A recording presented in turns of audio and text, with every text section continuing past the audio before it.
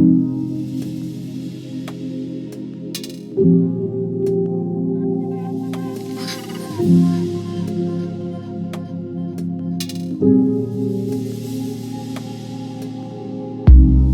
banyak faktor yang bisa bikin sebuah smartphone disebut flagship. Bisa dari hardware, teknologi, desain, atau bisa juga dari kameranya. Semua produsen bisa bikin smartphone dengan prosesor kenceng, mereka juga bisa bikin desain yang mewah, tapi satu yang pasti, nggak semua produsen bisa bikin smartphone dengan kamera superior.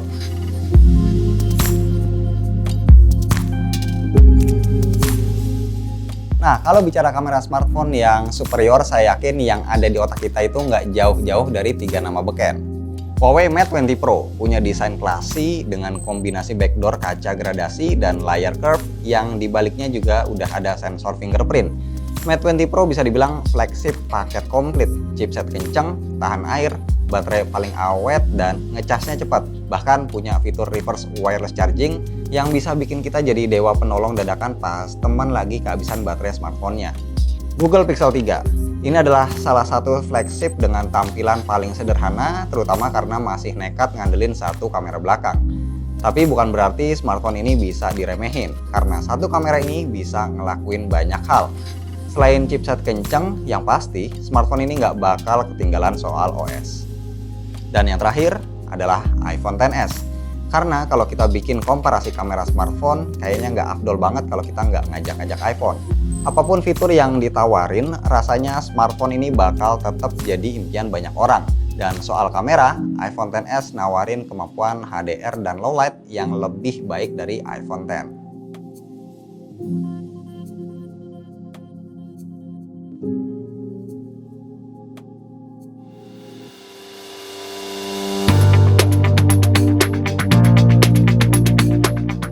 Mayoritas gambar yang difoto menggunakan kamera smartphone diambil dengan mode auto. Bidik objeknya, lalu jepret. Bidik, jepret, lalu bidik lagi, jepret lagi. Nah, inilah cara motret yang secara default ditawarin Pixel 3 dan iPhone XS. Kita sama sekali nggak diizinin buat ngubah konfigurasi kamera. Sementara Huawei punya pendekatan yang berbeda. Kita dikasih banyak opsi mode pengambilan gambar, termasuk mode manual yang lengkap. Kalau bingung mau pakai mode yang mana, Huawei punya AI aktif di kameranya yang bisa ngasih pengaturan otomatis tergantung objek dan kondisi cahaya di sekitar. Pada prakteknya, motret dengan bantuan AI bakal ngasih kita gambar dengan warna-warna yang lebih dramatis, vivid, high saturated, instagramable tanpa perlu dipoles via software editing lagi. Gak banyak kamera smartphone yang bisa hasilin gambar ideal di dua kondisi, yaitu terlalu terang atau backlight dan terlalu gelap atau low light. Nah, Mate 20 Pro, Pixel 3, dan iPhone XS sangat bisa menangkap backlight dengan exposure yang ideal. Dari pengalaman saya selama pakai, image processing di Pixel 3 ini paling agresif soal HDR. Bisa hasilin gambar yang sharp, tapi kelemahannya ada di shadow yang terlalu pekat. Jadi kayak underexposure. Kejadian ini sering saya alamin waktu motret awan dan pohon. Langitnya kelihatan jelas, tapi daun di pohon itu terlalu gelap. Bahkan saking tajamnya, jepretan Pixel 3 bisa bikin gambar dari kamera iPhone XS seolah kayak bule atau wash out.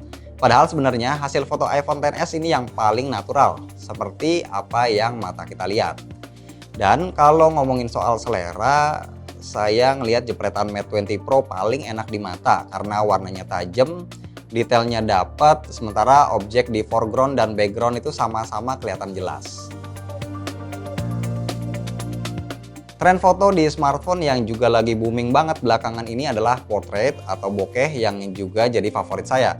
Dari pengalaman saya pakai Pixel 3, iPhone XS, dan Mate 20 Pro, ketiganya ini punya karakter yang beda soal bokeh. Kalau bicara fleksibilitas, motret bokeh pakai Pixel 3 dan Mate 20 Pro lebih gampang dari iPhone XS karena kita nggak perlu jaga jarak tertentu dari objek.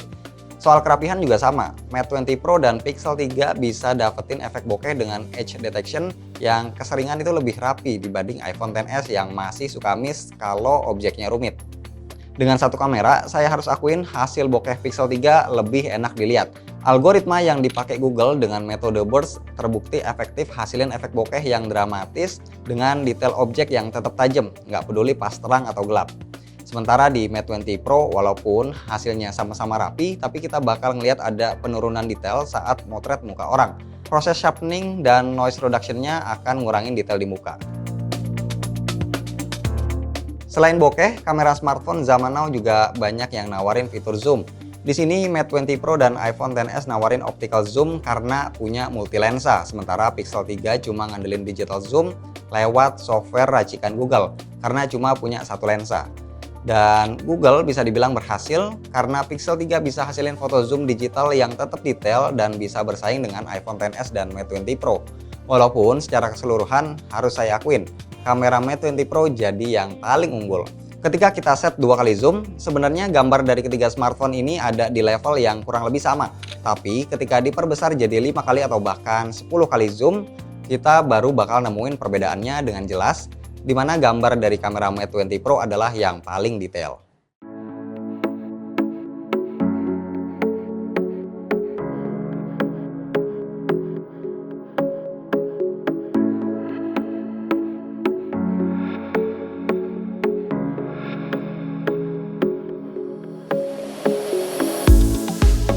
Cara paling gampang ngebedain kualitas kamera antara satu smartphone dengan smartphone lainnya adalah dengan foto low light. Kemampuan motret low light sekaligus juga jadi pembeda antara smartphone flagship dan non-flagship. Nah, dari ketiga smartphone ini, cuma iPhone XS aja yang nggak punya mode khusus buat motret low light. Meskipun sebenarnya kemampuannya udah meningkat drastis dibanding iPhone X.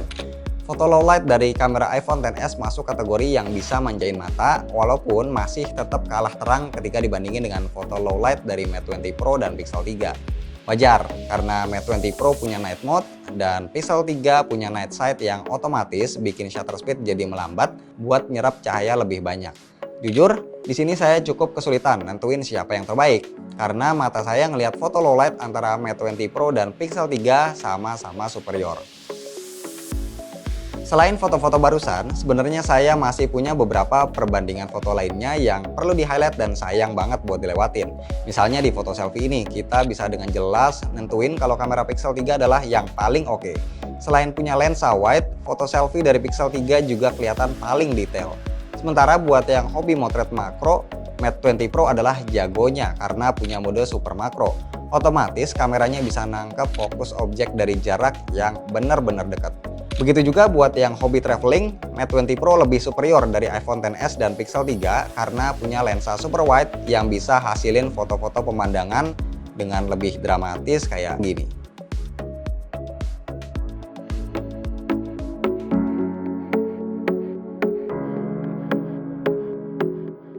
Dan terakhir soal video, buat saya ini adalah satu-satunya keunggulan mutlak yang ada di iPhone XS. Karena kameranya bisa change focus dengan sangat smooth, juga stabilizer yang maksimal banget. Tapi bukan berarti video recording dari Pixel 3 dan Mate 20 Pro jelek. Pixel 3 juga punya stabilizer yang efektif walaupun terkadang nggak sestabil iPhone XS. Sementara Mate 20 Pro punya AI di mana kita bisa ngerekam video dengan beberapa live filter unik yang bikin beda dari yang lain.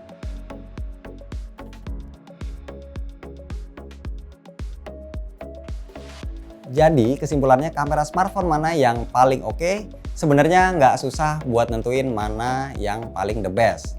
Kalau kalian nyari smartphone flagship paket komplit dengan kamera yang bisa diandelin di segala kondisi, Mate 20 Pro adalah pilihannya. Kalau kalian adalah pencinta bokeh sejati, pilihan ada di Pixel 3. Tapi kalau yang kalian cari adalah kamera smartphone yang natural dengan kemampuan merekam video paling stabil, iPhone XS adalah pilihan menarik.